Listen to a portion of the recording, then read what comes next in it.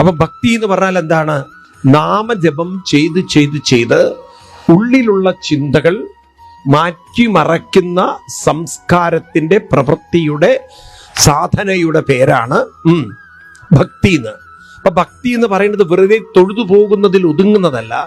ഭക്തി എന്ന് പറയുന്നത് ഉള്ളിലുള്ള ദുരിത ചിന്തകൾ പോകുന്നത് വരെ അതിനെ പോക്കാനായി നിരന്തരമായി ചില അനുഷ്ഠാനങ്ങൾ, സാധനകൾ കൊണ്ടു നടക്കുന്നതിന്റെ പേരാണ് ഭക്തി എന്ന് പറയുന്നത്. അപ്പൊ ഈ ഭക്തി നമ്മൾ അമ്പലത്തിൽ പോയാൽ ഭക്തി ഉണ്ടാവണമെന്നില്ല, അമ്പലത്തിൽ പോകുന്നത് ഒരു ഭക്തി ആവണമെന്നില്ല. അമ്പലവും ഭക്തിയും തമ്മിൽ യാതൊരു പറയൂ ഒരു ബന്ധുവില്ല. അങ്ങനെ കരുതേ ചെയ്യരുത്. അതുകൊണ്ട് അമ്പലത്തിൽ വരുന്നവരെയൊക്കെ ഭക്തജനങ്ങളെ ഒന്നും വിളിച്ചിട്ട് കാര്യമില്ല. അതൊക്കെ ഈ ഉത്സവ സ്ഥലത്ത് വിളിക്കുന്ന പോലെയാണ്. ഭക്തജനങ്ങളെ എന്നൊക്കെ പറഞ്ഞാൽ ആളുകൾ വിചാരിക്കും അവർക്ക് ഭക്തജനങ്ങളാണ്. നമ്മളെല്ലാവരും ഭക്തജനങ്ങളാവണമെന്നില്ല.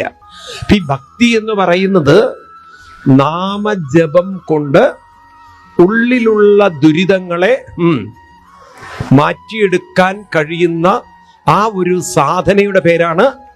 അതുകൊണ്ടാണ് കൃഷ്ണൻ പറയുന്നത് നമ്മേ ഭക്ത പ്രണശ്യതി, എന്റെ ഭക്തൻ ഒരിക്കലും തളരുകയില്ല. അപ്പൊ തളരാത്ത ഒരാള് അത്രയും മാനസികമായി ഉയർന്നാലെങ്കിലേ തളരാതിരിക്കുള്ളൂ. എന്താന്ന് പറയാത്തത്? ആ തലത്തിലേക്ക് എല്ലാ ഭക്തന്മാരും എത്തുന്നുണ്ടോ? അപ്പൊ അതൊന്ന് മനസ്സിലാക്കാലോ. നമുക്ക് എന്ത് വന്നിട്ടില്ല? ഭക്തി വന്നിട്ടില്ല. നമ്മൾ വെറുതെ ചടങ്ങ് ചെയ്തു പോവുകയാണ്. അതാണ് ഹിന്ദുക്കൾ ശരിക്കും ഭക്തി എന്താണെന്ന് പഠിച്ചിട്ടില്ല. നാമ ആവർത്തനമാണ് ഭക്തി എന്ന് വീണ്ടും വീണ്ടും വീണ്ടും